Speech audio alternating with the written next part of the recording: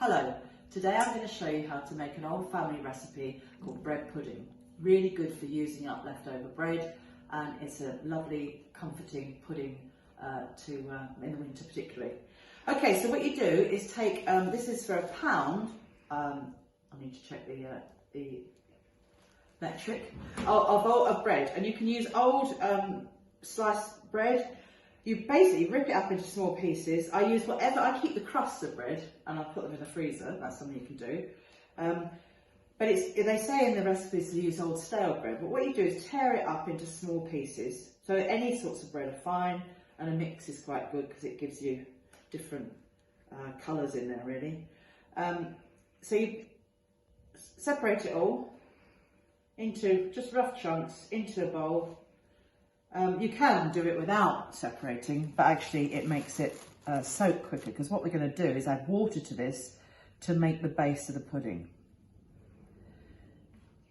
So now I've torn the bread up and I'm now going to add enough water to make it into a sort of pliable consistency.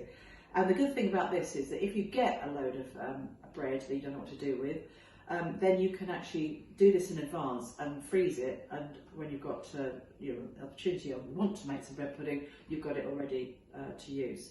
Right, so I need to add some water to this. Okay, so I'm going to gradually add water, and it's very much a case of see how it goes. But what I tend to do is just pour water all over it and then look to see that the bottom sort of centimetre or so is covered, and then I start working it. So this is where you can get rid of all your anger on doing this. You can give it a good squidge. What a satisfying sound that is.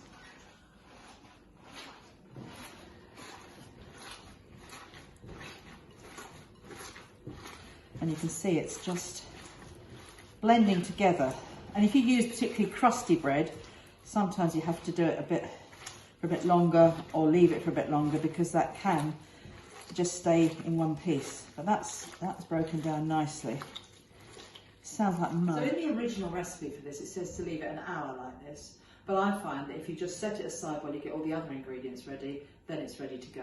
So we'll do that now. Now I'm going to melt 100 grams of margarine. You can use butter, whatever you've got to hand really. It doesn't have to be as quality as butter. Margarine is fine. And then just melt that over a not too fierce heat, because you really don't want it to boil. Rather a small pan, but never mind.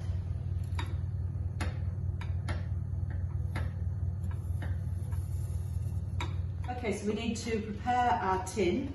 As I say, choose the tin, to what the amount you're using. I think this should be the right size for £1. But if you've got more bread, then a bigger roasting tin's good, or whatever size you've got really. You can adjust this, you can double it up, you can halve it for the amount of people you've got and how much they enjoy it. So I've just used some margarine to grease the tin quite generously. And now we should have our margarine ready. Yeah. Oops. So the margarine is now liquid, and that's fine. You can add that now to the bread, and we'll just start to assemble everything together. So I'm going to mix the bread in. Oh, not the bread. The margarine is the bread.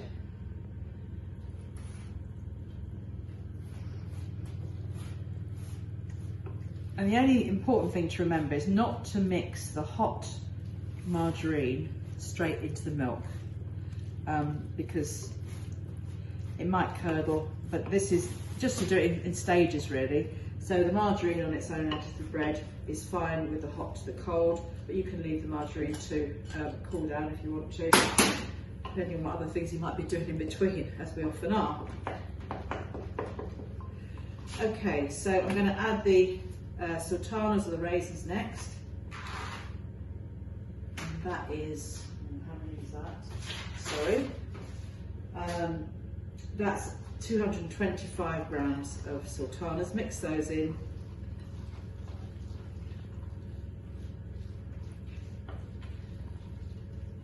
And then we'll break the eggs into a bowl.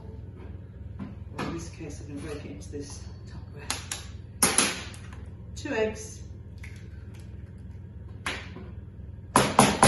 Whoops. Eggshells don't break easily on plastic. Discover. Right, a little beat of those.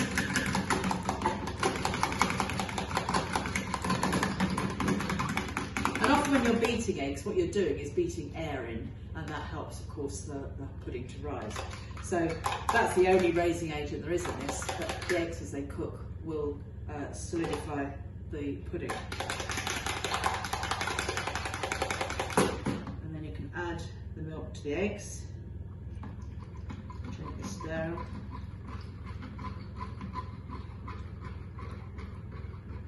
Or the other way around, into the jug if it's easier. But before I do that, I'm going to add the mixed spice. Now I love this flavour of this, so I'm quite generous with this. It says 2 teaspoons, so again that's the taste. A flat, when they say teaspoon in a recipe, it's meant to be completely flat. Because I like it, I usually put a bit more in. That's up to your choice. Okay, so I'm going to add the sugar now. Mix it all, and then we'll gradually add the milk and the egg mixture in. So you can see it's still a bit squelchy, but it's making a more cakey type appearance now. Make sure your fruit's dispersed into it all. And then I'm going to gradually add the egg. In fact, you can add it all at once, but you might want to add a little at a time and give it a stir. Okay, so I've mixed in now all the ingredients. The consistency of this will vary with the sort of bread you use. If you use a nutty, grainy bread, you'll get a slightly thicker mixture. And again, you can use brown sugar to get a darker pudding. So this will be quite a pale pudding, but you can gauge eventually how your family like it. So you can maybe not put quite so much milk in if you think it comes out too thin. But it very much depends on the sort of bread you use. More crusty bread will make a thicker pudding. Okay, so that's ready to go into the pan now. And I'll put it in the middle of the oven. It doesn't need to go on too hot a shelf.